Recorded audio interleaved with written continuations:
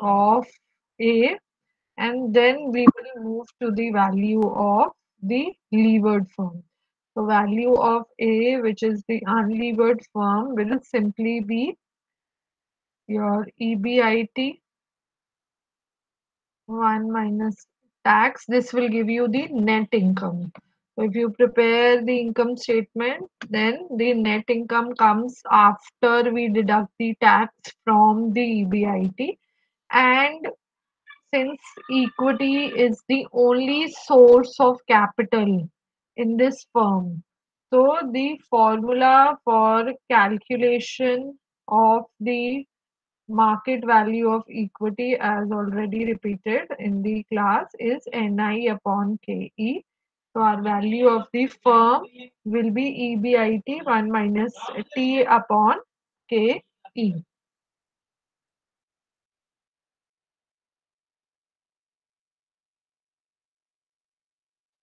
This gives you a value. So when you put in the values, this is 40,000, 1 minus 0.30. This is giving you 2,80,000 as the value of the unlevered firm. When we move to the value of levered firm, it is simply the value of unlevered firm plus the interest tax benefit, which you interest tax shield, which the levered firm enjoys. So that is the amount of debt into the tax. This is 2,80,000.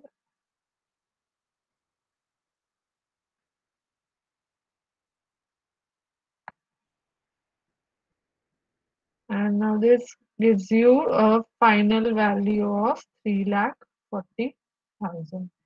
This is the first part of the question, and basically you are applying the approach or the NOI approach with tax effect here.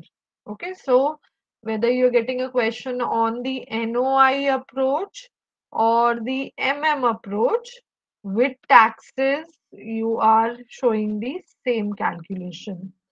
Okay, moving further, the second part of the question says if the value of firm B is 3,60,000, then do these values represent equilibrium? If not, how will equilibrium be set? Now, as per the question which we have solved, the value of firm B should be 3,40,000 with taxes. जो value होनी चाहिए firm B की, that should be 3,40,000. However, firm B, as per this part, has a value of 3,60,000. This means firm B is overvalued. So, in the second part of the question, the first thing that we observe is that firm B is overvalued, and the amount of overvaluation is 20,000. So the values are not at equilibrium. What will happen now is that the arbitrage process will come into the picture to bring the values to the point of equilibrium. So let's start here. The overvalued firm is the levered firm, that is firm B, and therefore the movement will be from firm B to firm A in the case of simple arbitrage.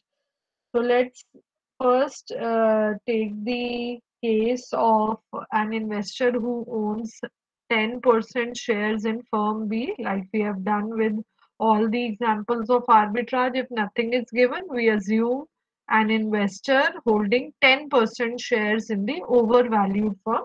and then we attempt the explanation of the arbitrage process.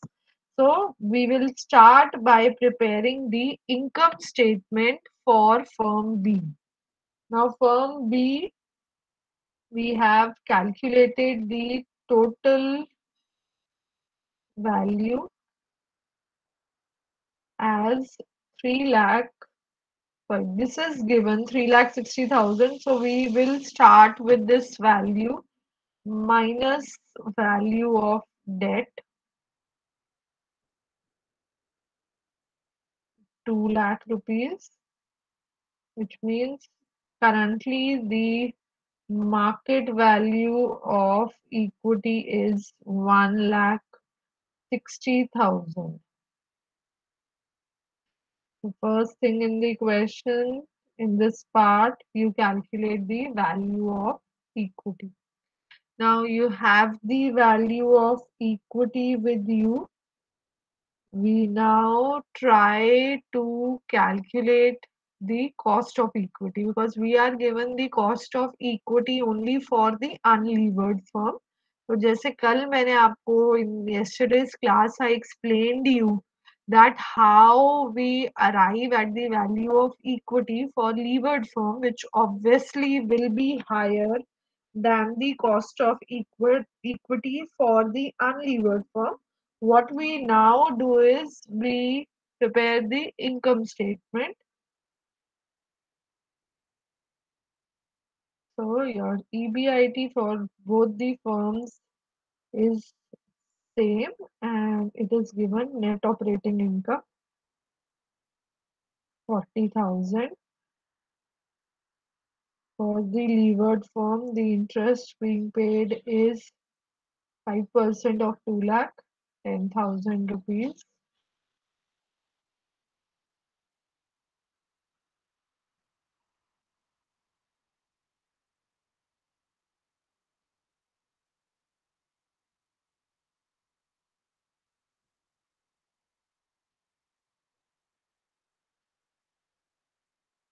So as per the information, your net income or your profit after tax comes to 21,000.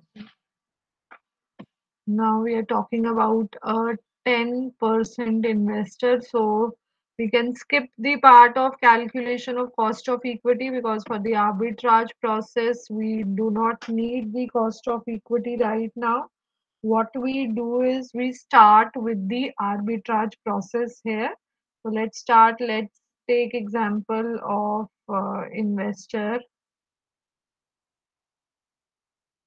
Mr. X holding 10% shares in B Limited. That is the overvalued levered firm. 10% shareholding means that he is having shares worth 16,000 rupees.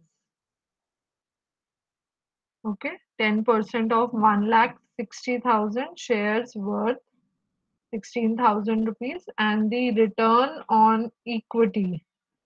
Since we have not calculated the percentage value, you can calculate the percentage value there, or you can simply take 10% of 21,000, which is 2,100. So now you have all the information required to start with the arbitrage process. If you want, you can also calculate the cost of equity. So NI upon E. Your net income is 21,000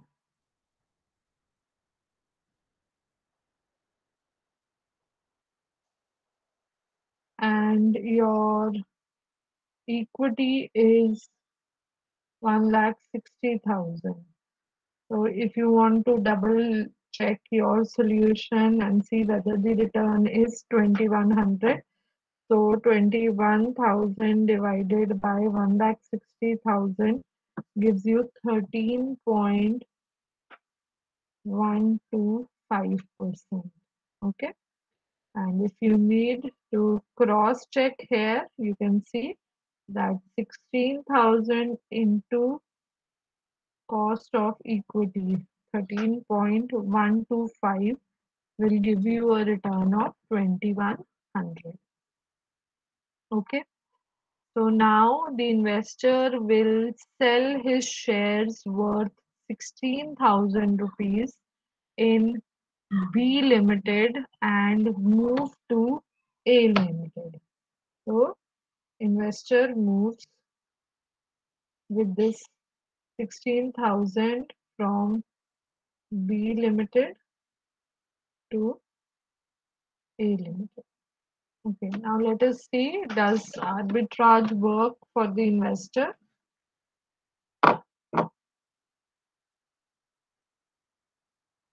First thing, the value of equity, which we can see here for the unlevered firm is 2,80,000. So to have a shareholding of 10% there,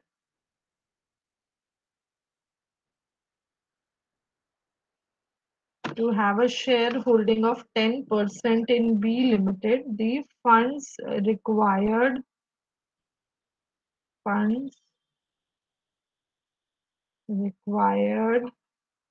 to have 10% in B Limited is 28,000. While our investor has own funds 16,000, which means now he needs to borrow. And just recall that the borrowing will be equal to his holding in B Limited. That is now the borrowing will be 10% of the debt of B Limited, which is his percentage holding in the company B, in debt of company B. 10% means 10% of rupees 2 lakh. So now he will be borrowing 20,000. What also needs to be considered here is the tax effect. So 20,000 1 minus T. That is what is the net amount of borrowing.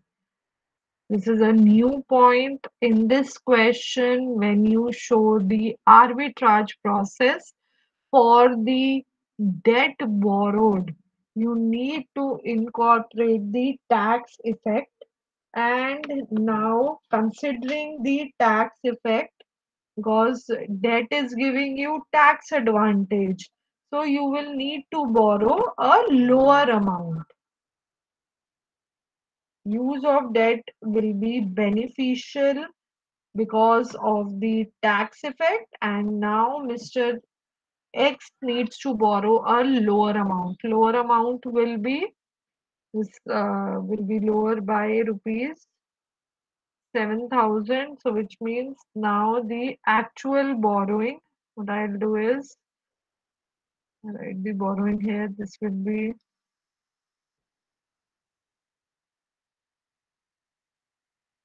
writing this here. So the borrowing amount comes out to be 14,000.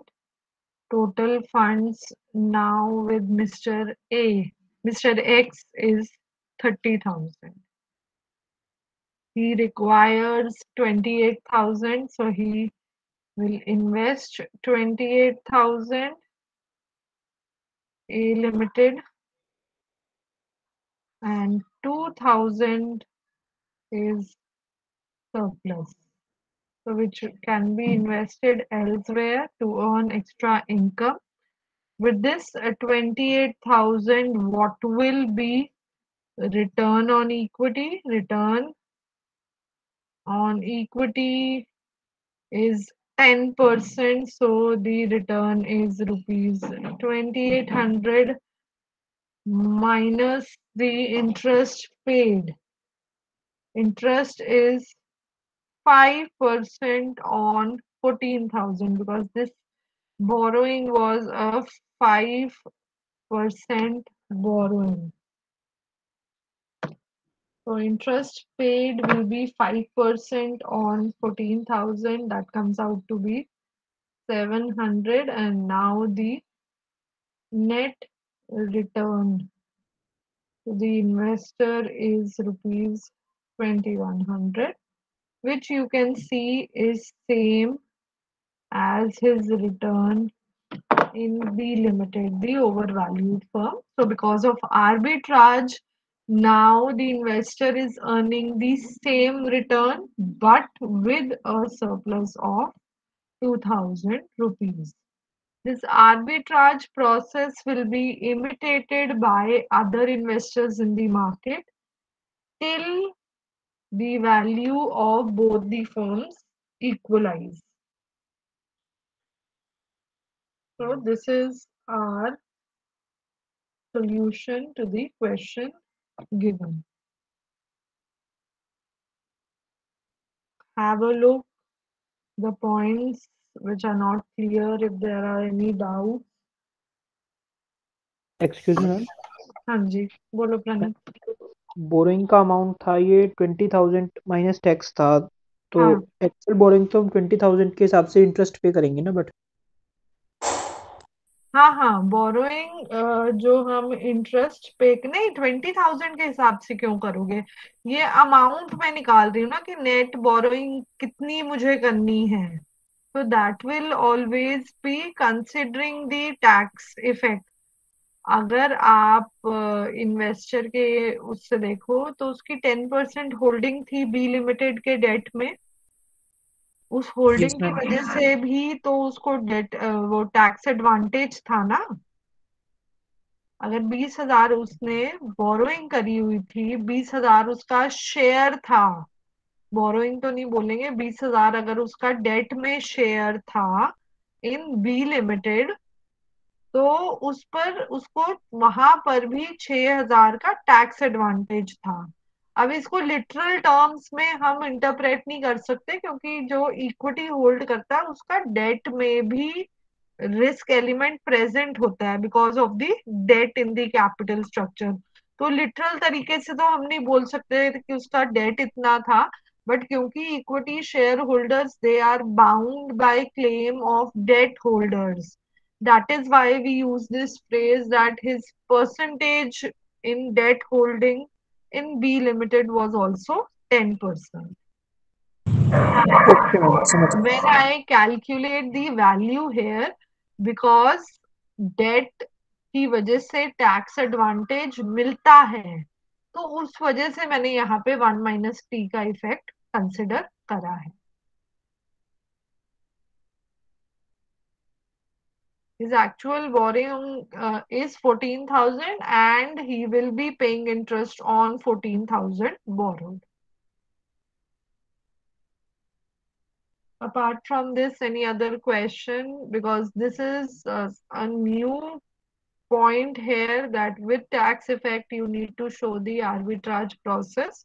So you need to consider the tax interest जो shield होती है या जो benefit होता है debt का, that needs to be considered when we are calculating the amount of borrowing. Why we okay haven't then used this tax shield let's before in earlier questions? we have used tax shield, that is what you are asking. No, ma'am, why we haven't? Because I remember But we did some questions. there was no tax given ना, जो assumption चल रही थी, Oh, जो okay, हम okay. हाँ जो हम कर रहे थे वो एमएम हाइपोथेसिस विदाउट टैक्सेस था। Yes, ma'am, got it. हाँ ठीक है। So this is the first question where we are showing arbitrage with taxes.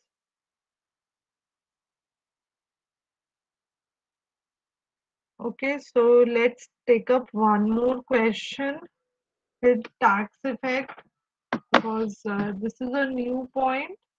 Apart from the tax advantage, rest everything is the same. The process is the same. What you are trying to prove is the same. Okay, let's take up this question. It is on your screens. Again, you have two companies. A Limited is levered and B Limited is unlevered. Total assets for both the companies are given, on which the company is earning 20% return. Find out the value of each company and the overall cost of capital. So this is simple application of formulas with taxes. You are directly, you're not given the EBIT directly in the question, but what you can do is EBIT is a percentage return on the assets. So basically हम ROA return on assets का formula use करके EBIT calculate कर रहे हैं which is given as 20% on assets of 20 lakh. So which means your EBIT will be 4 lakh. Now you need to prepare the income statement for A Limited and B Limited and calculate the value for both the companies with their overall cost of capital. So take 5 minutes, start attempting.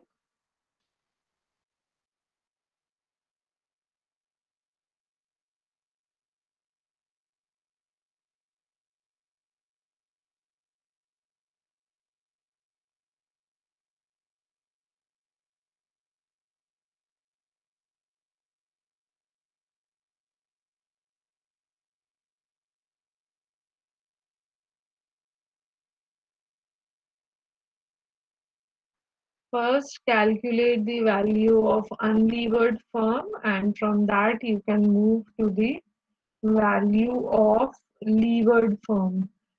This is NOI approach with taxes and hence it is similar to the approach. तो आप NOI दिया हो या approach दिया हो, you use the same methodology. तो आप इसको approach से directly calculate कर सकते हो. Value of levered unlevered firm calculate करो और उससे आप वैल्यू ऑफ लीवर्ड फर्म पे आ सकते हो.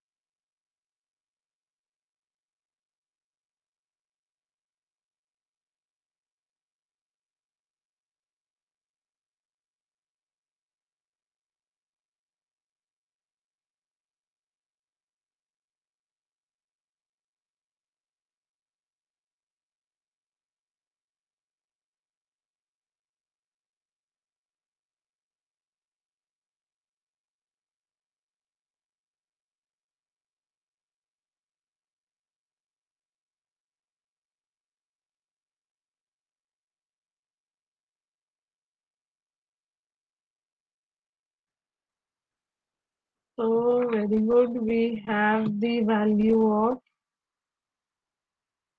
B Limited, which is the unlevered firm, as 13 lakh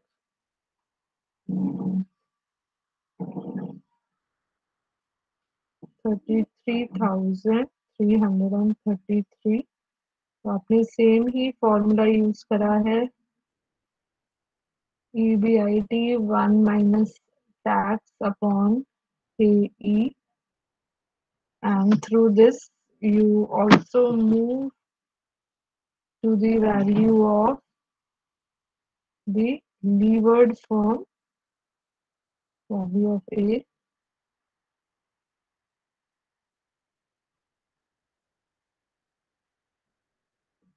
is 13 lakh 33 33,333 plus the amount of debt is given as 10 lakh,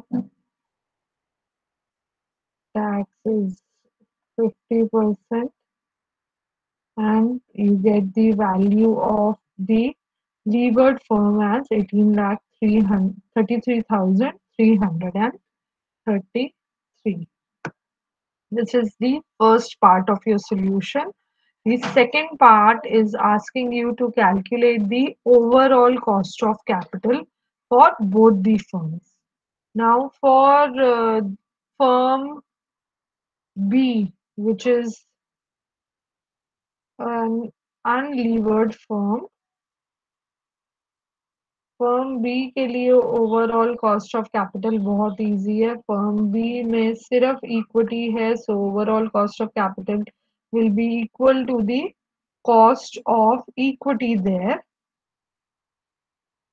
But in the question, we are not given the equity cost of equity directly. So we now make use of the income statement to calculate the overall cost of capital. So let's start with the value of EBIT. Or I'm starting with B Limited here. You want, you can simultaneously calculate for A Limited also. So let's go for both side by side, that will be easier. Interest on debt, none for B, and for A,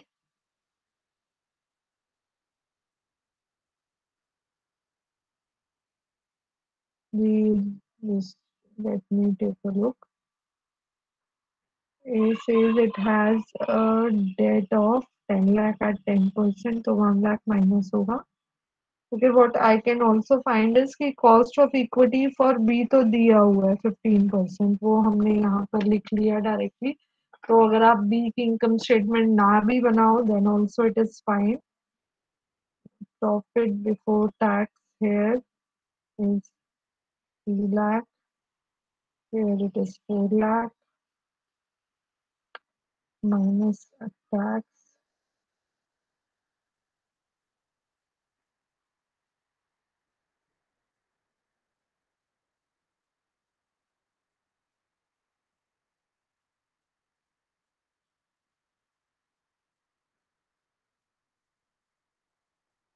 So profit after tax or the net income for A is 1,50,000, and sorry,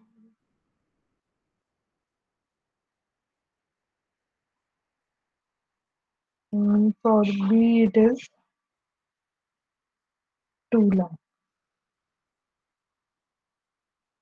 तो अब firm ए का हमें overall cost of capital चाहिए. आप firm ए के लिए you have the overall value as 18,33,000. If debt is 10 lakh, then the value of equity is 8,33,333. Now this will help you get the cost of equity. So KE, we use the formula NI upon E. So you pick both the values here. NI is 1,50,000. E is 8,33,000. Moving ahead, you get your cost of equity as 1,50,000 upon 8,33,000, and this gives you 18%. Yes, sub formulas, we have covered all these formulas when I was explaining you the tax effect in the last class. So cost of equity comes out to be 18%. Now what you need to calculate is the overall cost of capital, which will be KE into WE plus KD into WD.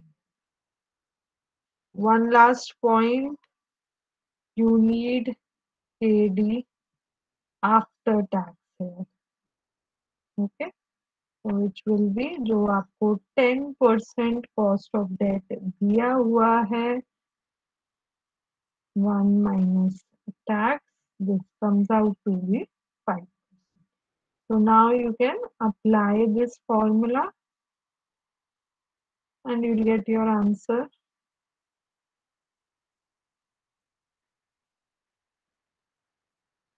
Cost of equity we have calculated as 18%.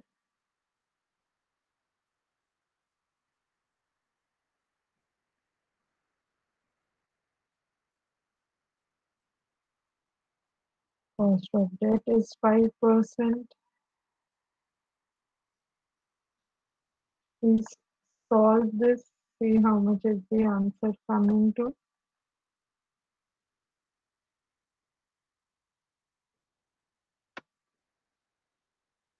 So this is coming to 10.85%, 10.91. Check your calculations. I'll also check the answer. The final answer is 10.91%. Ma'am, I have just already calculated it. Okay, no problem. Just make the correction. Overall cost of capital is 10.91%.